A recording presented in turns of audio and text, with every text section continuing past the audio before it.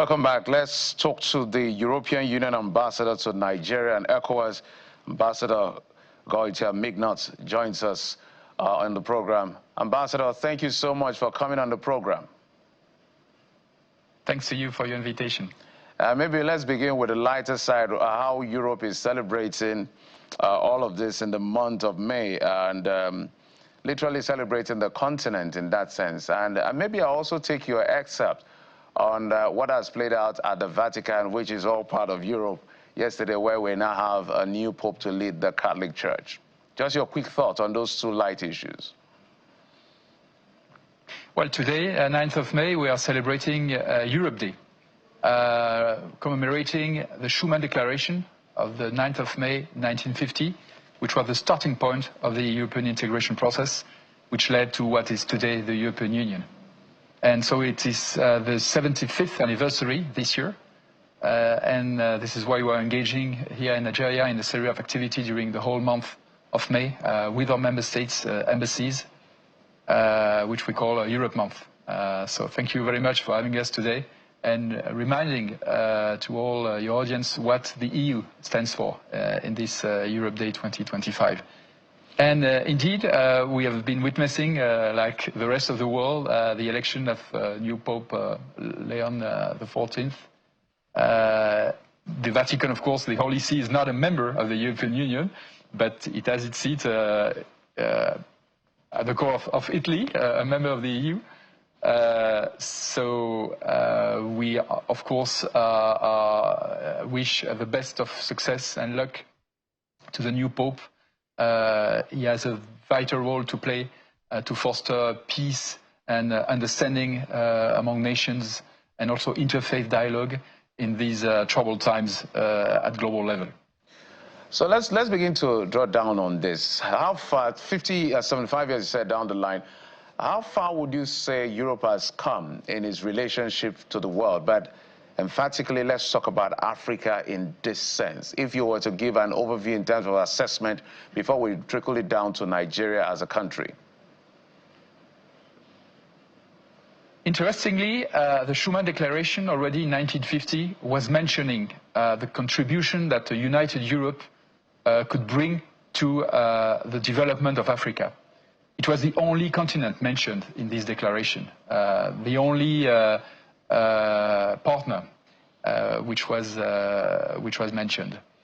And so it has always been a priority for the EU since the beginning to partner with Africa and support Africa's development. And this is what we've done. Basically, this recipe, which has been a success for us, a recipe of cooperation, of partnership among equals, respecting each other's interests, putting aside violence and wars, is the recipe we are proposing to the rest of the world to follow, and also to other regions to integrate, like ECOWAS. And our partnership with the world has been, of course, to build peace, and we were awarded in 2011 the Peace Nobel Prize for this. And of course, in terms of sustainable development, we have been traditionally, and we are still, the main provider of official development assistance to the world and to Africa in particular. And now we are trying to focus more our cooperation towards leveraging private investment, because this is the only way that we can mobilize sufficient resources to reach the sustainable development goals. This is what we call the Global Gateway Investment Strategy, where we try to articulate our fundings with our member states, our 27 member states, but also with the private sector to leverage more investment and create more jobs, more opportunities, in particular for young Africans and for women.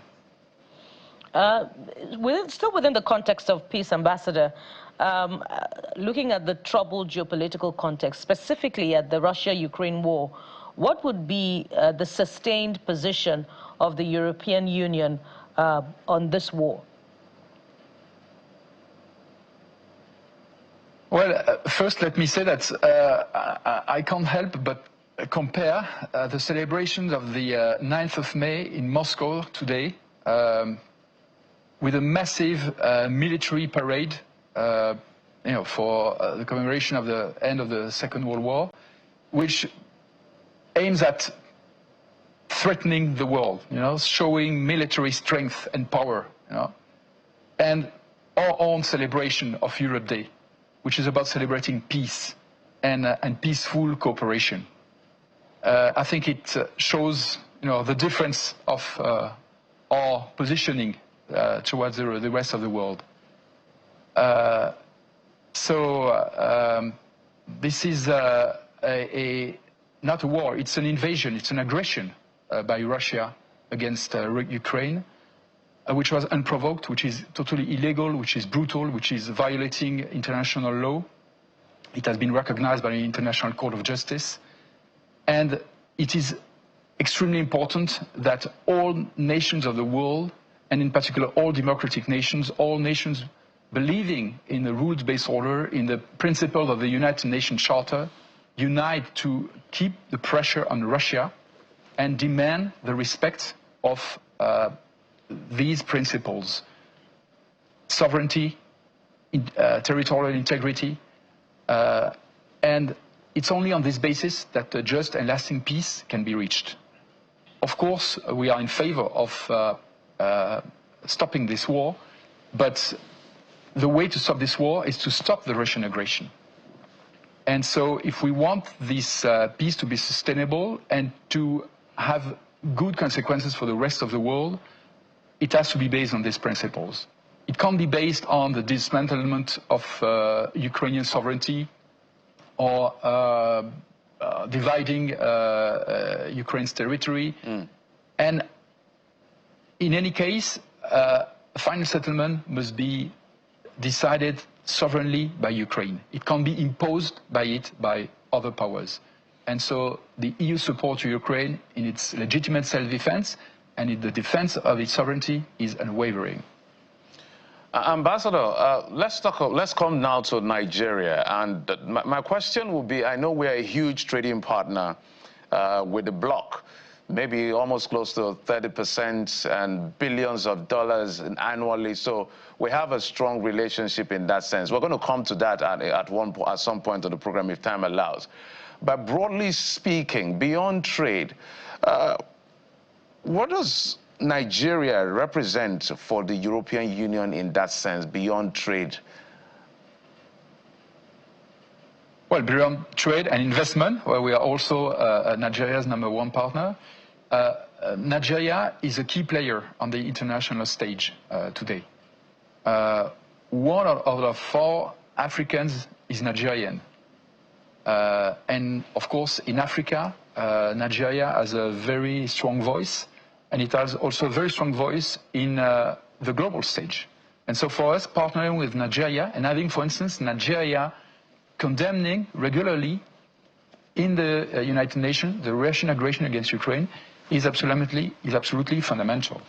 Having Nigeria signing soon with us and with many other countries the new treaty to prevent future pandemics and react to them is another example of multilateral engagement that we have together. And of course, here in West Africa, Nigeria is a pole of stability, of democracy that we want to help consolidate because all destinies are linked between West Africa and the EU, between Nigeria and the EU. We are neighbors. And so for us, the stability and the prosperity, the sustainable development of this region and of its main country, which is Nigeria, is absolutely key. And in relation to that, Ambassador, it is undeniable that the EU is one of Nigeria's biggest trading partners. And one of the items there for trade is oil. In 2020 alone, the value of trade of EU's imports from Nigeria stood at 17.5 billion euros. That is very critical, and I'm sure that the Nigerian government appreciates this and doesn't take this trade and relationship for granted. But one of the items or the components of this partnership between EU and Nigeria is the commitment by the EU to continue to promote peace, security, democratic governance, and the rule of law. in Nigeria. But the concern is the focus of the EU on that trading aspect, and without recourse to the concerns of human rights in the country. And we're talking continuously about clamp down on dissent. We're talking about killings that are being tagged as, ethnic cleansing in some parts of the country.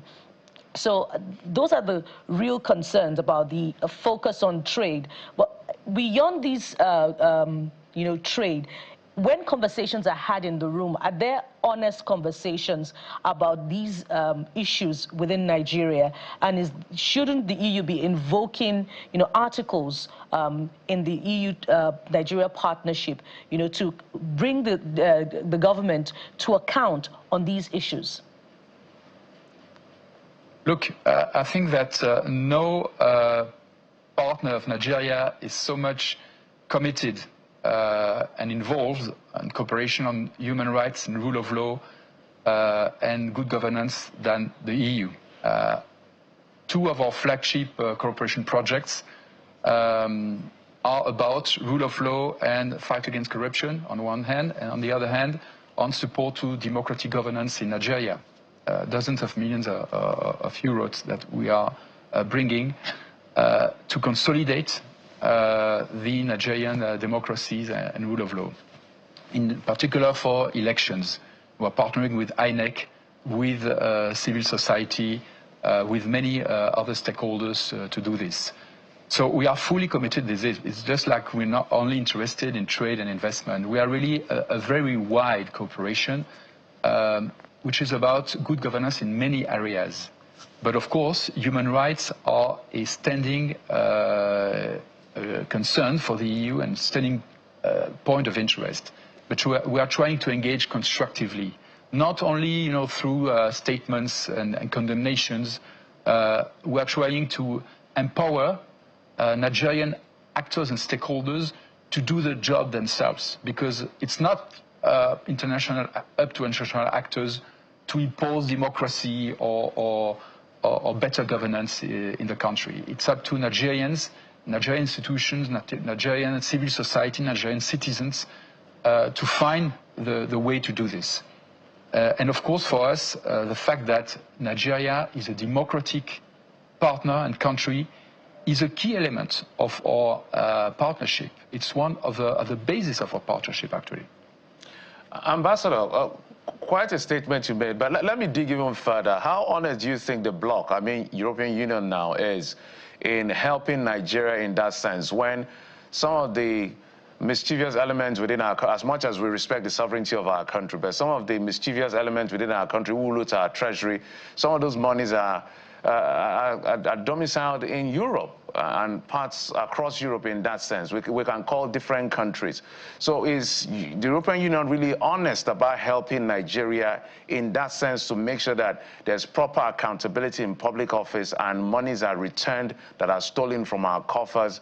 I know you talk about applying diplomacy and all of that, but I wanted you to speak to that, because for the average citizen, that is what concerns them. All of the macro conversations, you can talk with government, but for the average citizen, they want to see that these places are not having just for people who steal our money to go and dump their money. Look, I don't know if you've tried today to open a bank account in a European bank, for instance, and deposit even a relatively small amount of money, a few thousand euros. They will ask you about justification of the source of these funds. And you will have to provide this justification. Either they won't open the bank account for you. So I think that things have evolved a lot over the last few years in fighting illicit financing flows in Europe and in the rest of the world, in particular in the context of the OECD. And of course, we have to do more on this, and we are very much involved in this, because mobilizing domestic resources in all the countries are, in fact, is the key factor for accelerating development. It's not international aid. It's about, and above all in a country like Nigeria, which has really a potential, about mobilizing these domestic resources and avoiding that they are indeed escaping to other places. So we will have also in June, July, a conference in Sevilla on financing for development, so hosted by Spain in Europe, to see how we can mobilize more financing for Africa in particular, and including fight against these illicit financing flows. Ambassador, as we wind down, we cannot leave without asking you what activities are lined up for EU Day today as you celebrate around the world, but especially what's going on and going to happen in Nigeria. Maybe you can let us in just a few minutes. Well, we have all around the world 140 EU embassies, like the one I have the honor to head here in Nigeria. So we will have a traditional reception this afternoon in Abuja with officials, with civil society, economic circles, and of course the diplomatic community and our European fellow citizens. In all EU institutions, it's holiday today for Europe Day. And all our member states also celebrate this Europe Day. So again, for us, it's a day to look at the way we've done from 6 founding member states in 1950 to 27 today, 400 million inhabitants in more than 4 million square kilometers, and a strong EU acting more and more as a united entity and with rights for its citizens, who more and more trust in the EU and see in the EU the vector of public action for the future in a globalized world. So we still have challenges to face. We want to reinforce our competitiveness. We want to reinforce our security and our autonomy, our strategic autonomy. And for this, we need partners. And this is also why we want to strengthen our partnership, in particular in Africa. And in a few days, we will have a ministerial meeting between the European Union and the African Union in Brussels, preparing for a summit later this year. And Nigeria will have a key role to play again in this process. We're happy to be your partners, Ambassador, your partner in this sense, and we'll continue that relationship because it can only get better. Ambassador Gautier Mignot, European Union Ambassador to Nigeria and ECOWAS. Thank you, Your Excellency, for coming on the program. Thanks to you. Have a very nice day. Well, we'll take a quick break now. When we come back, the tax reform bills have passed 3rd reading, and now harmonization is in process between the both chambers, the bicameral chambers of the National Assembly, prior to the assent of the president for it to be effective law in Nigeria. Well, that's the conversation we want to explore, revisiting some of the things we talked about before now that were controversial and they found a place right now in the laws. Will join us in a moment.